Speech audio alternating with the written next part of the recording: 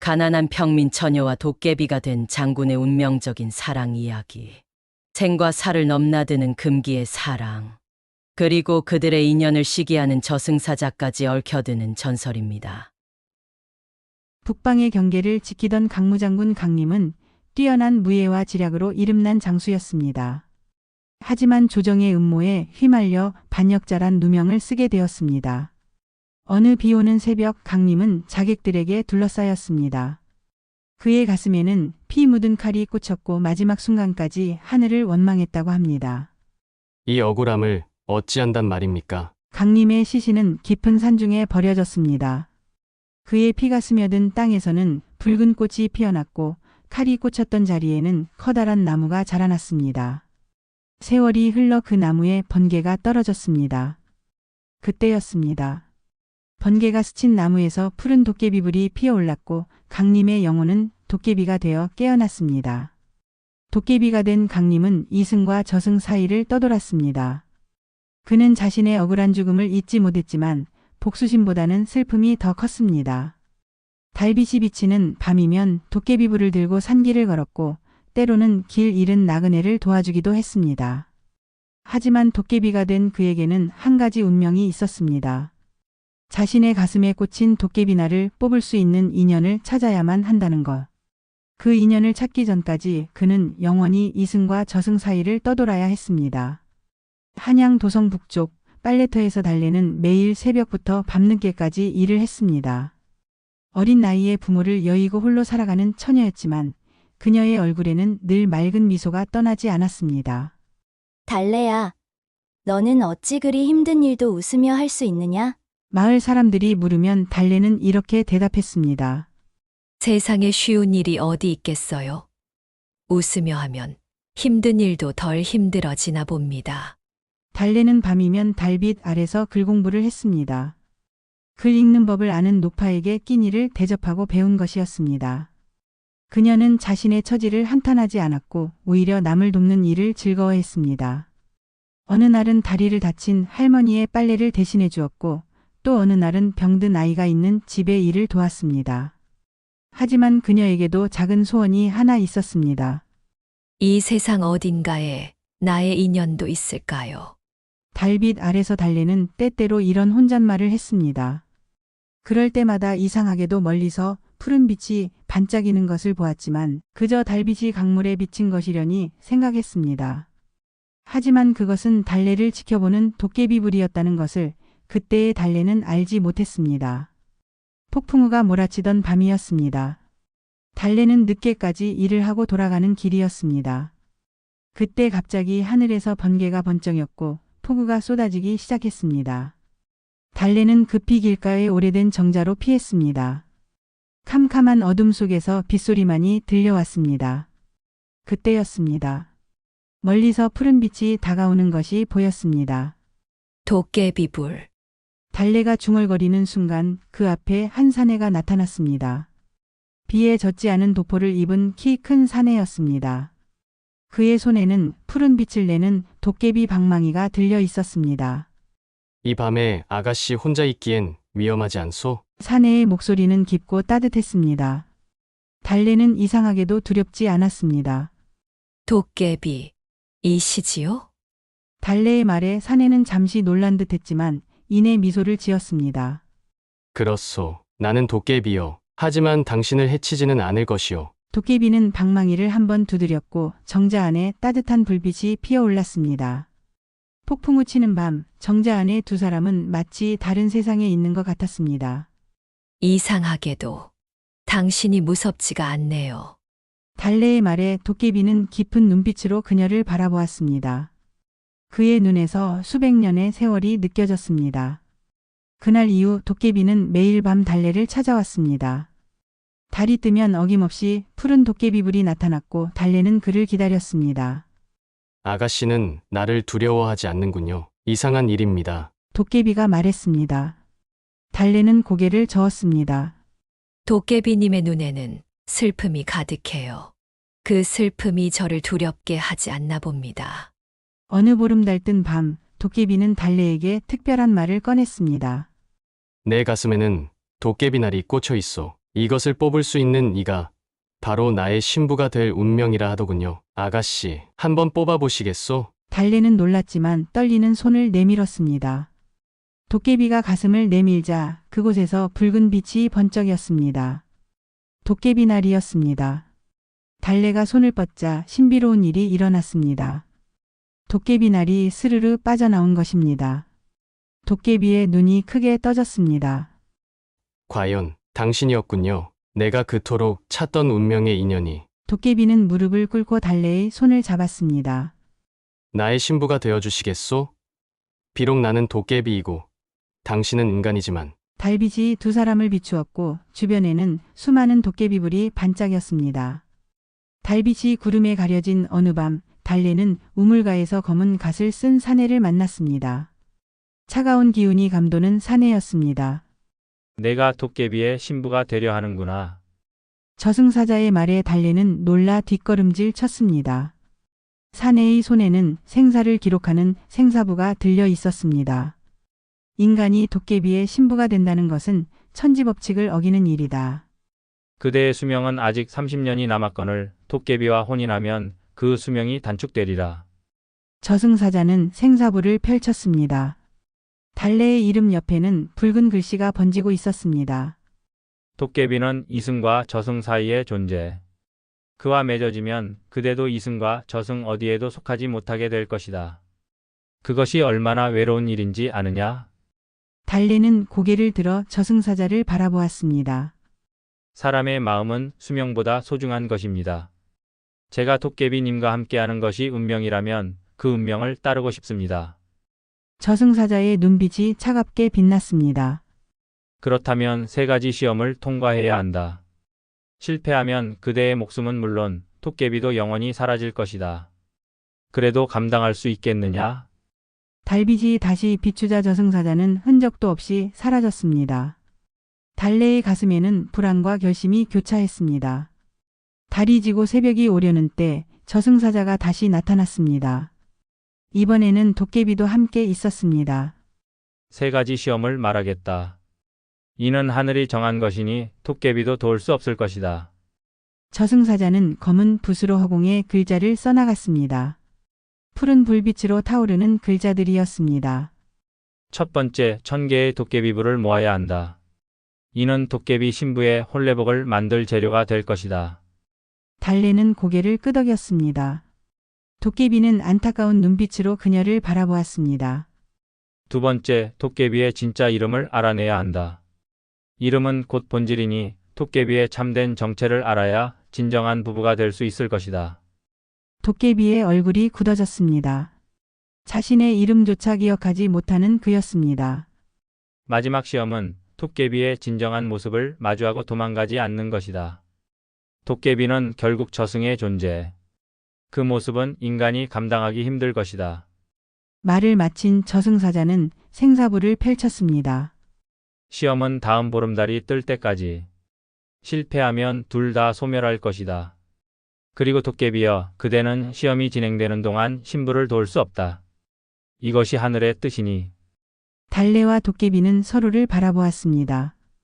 짧은 시간 긴 침묵이 흘렀습니다. 달래는 매일 밤 산을 헤매며 도깨비불을 찾아다녔습니다. 하지만 도깨비불을 잡으려 하면 불빛은 흩어져 사라졌고 잡힐 듯 하다가도 멀어져 갔습니다. 도깨비불은 마음을 보는 법이지. 쫓아가면 달아나고 기다리면 다가온다 하였는데 달래는 생각을 바꾸었습니다. 이제는 도깨비불을 쫓지 않고 한자리에 앉아 그들을 기다렸습니다. 달빛 아래서 자신의 이야기를 들려주었습니다. 나는 도깨비님을 진심으로 사랑합니다. 비록 인간과 도깨비의 사랑이 금지된 것일지라도 이 마음만은 거짓이 아닙니다. 그러자 신기한 일이 일어났습니다. 달래의 진심 어린 고백에 도깨비 불들이 하나둘 모여들기 시작한 것입니다. 처음에는 몇 개였던 것이 점점 늘어났습니다. 하지만 시련은 그때부터였습니다.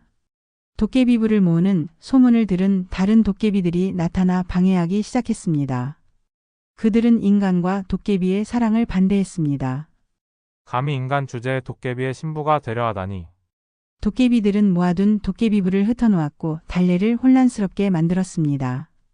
하지만 달래는 포기하지 않았습니다. 당신들도 한때는 인간이었을 텐데 사랑하는 마음을 잊으셨나요? 달래의 말에 도깨비들은 잠시 멈춰 섰습니다. 그들의 눈에서도 인간적인 감정이 스쳐 지나갔습니다. 달래는 계속해서 말했습니다. 도깨비님은 저에게 빛이고 희망입니다. 제가 이 사랑을 지키는 것이 그렇게 잘못된 일일까요? 마침내 도깨비들은 물러났고 오히려 그들이 가진 도깨비불을 달래에게 건네주었습니다. 보름달이 뜨기 전날 밤 달래는 마침내 1000개의 도깨비불을 모을 수 있었습니다. 도깨비의 진짜 이름을 알아내기 위해 달래는 옛 군영터를 찾아갔습니다. 그곳에서 도깨비가 생전에 장군이었다는 것을 알아냈습니다.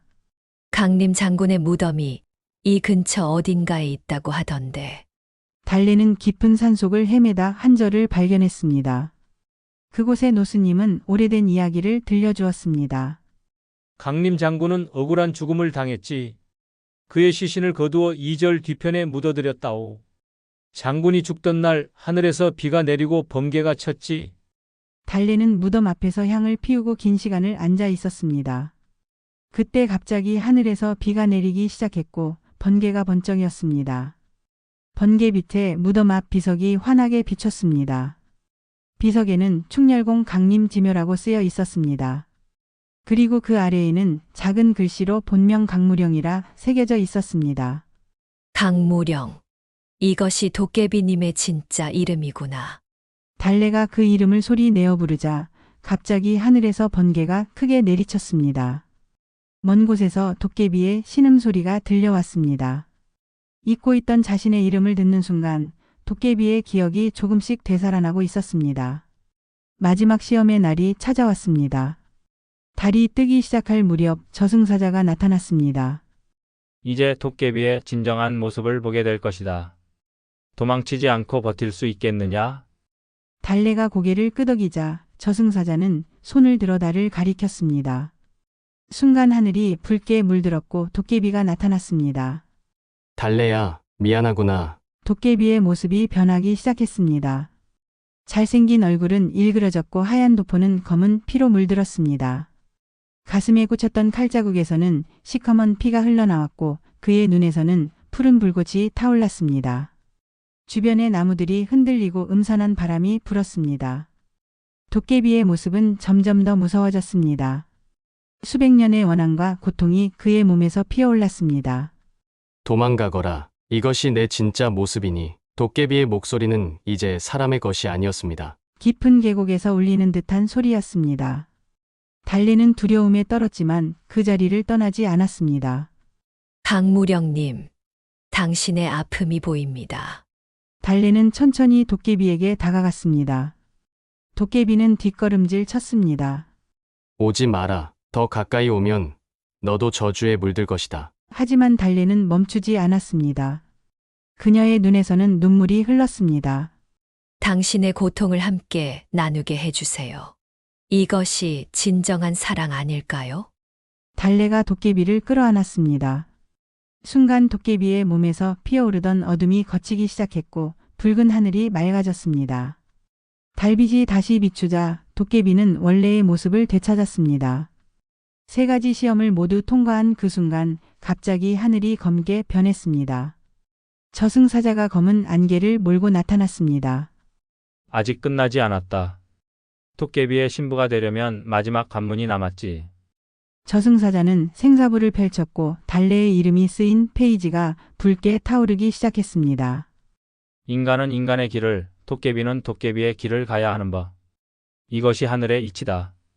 저승사자의 손이 달래를 향해 뻗어갔습니다. 달래의 몸이 점점 투명해지기 시작했습니다. 안 돼. 도깨비가 달래 앞을 가로막았습니다. 하지만 그의 모습도 흐려지기 시작했습니다. 둘 중 하나만 살 수 있다. 선택하라.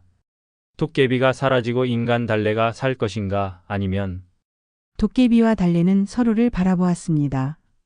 둘 다 같은 생각을 하고 있었습니다.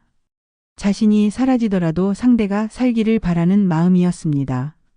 제가 사라지겠습니다. 내가 사라지겠소. 두 사람이 동시에 말했습니다. 서로를 살리기 위해 자신을 희생하려는 순간이었습니다. 어리석구나. 이제 와서 둘 다 사라지겠다는 것이냐? 저승사자의 말에 달래가 한 발 앞으로 나섰습니다. 저승사자님, 한 가지 여쭤봐도 될까요? 도깨비님이 인간이었을 때 그분의 수명은 얼마였나요? 저승사자는 잠시 생사부를 펼쳐보았습니다. 강무령의 수명은 80이었다. 하지만 쉰의 억울한 죽음을 당했지. 그렇다면 도깨비님께는 아직 30년의 수명이 남아있는 거네요. 제게 남은 수명과 같은. 달래의 말에 저승사자의 눈빛이 흔들렸습니다. 달래는 계속해서 말을 이었습니다. 우리는 같은 시간을 살도록 정해진 운명이었나 봅니다. 도깨비님이 잃어버린 30년과 제게 남은 30년. 이것이 우연이 아니지 않나요? 그때였습니다. 하늘에서 갑자기 눈부신 빛이 내리쬐었고 저승사자의 생사부가 저절로 펼쳐졌습니다. 이것은 생사부의 페이지들이 빛나기 시작했고 도깨비와 달래의 이름이 쓰인 두 페이지가 하나로 합쳐졌습니다. 과연 이것이 하늘의 뜻이었던 것인가? 저승사자의 표정이 변했습니다. 그의 차가운 눈빛이 조금 누그러졌습니다. 하늘이 정한 인연이었구나. 너희의 시간은 하나였다. 저승사자가 떠난 자리에 1000개의 도깨비불이 모여들었습니다.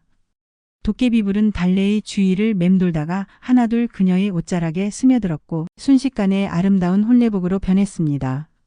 이제 그대는 진정한 도깨비의 신부가 되었소. 도깨비가 달래의 손을 잡았습니다. 그의 가슴에 있던 도깨비날이 푸른 빛을 내며 사라졌습니다. 이제부터 우리는 서로의 시간을 살아가게 될 것이오. 30년이라는 시간, 그대와 함께라면 영혼보다 더 소중할 것이오. 달빛이 두 사람을 비추었고 주변의 도깨비불들이 하늘로 올라가 별이 되었습니다. 그들의 사랑은 하늘의 축복을 받은 것입니다. 지금도 달이 밝은 밤이면 어딘가에서 도깨비와 그의 신부가 함께 걷는 모습을 볼 수 있다고 합니다. 그들이 지나간 자리에는 작은 도깨비불이 피어나고 그 불빛은 길 잃은 사람들을 위한 등불이 된다고 합니다. 긴 이야기 들어주셔서 감사합니다. 다음에는 더 재미있는 전설 이야기로 찾아뵙겠습니다. 구독과 좋아요, 알림 설정도 부탁드립니다. 저는 다음 이야기로 돌아오겠습니다. 안녕히 계세요.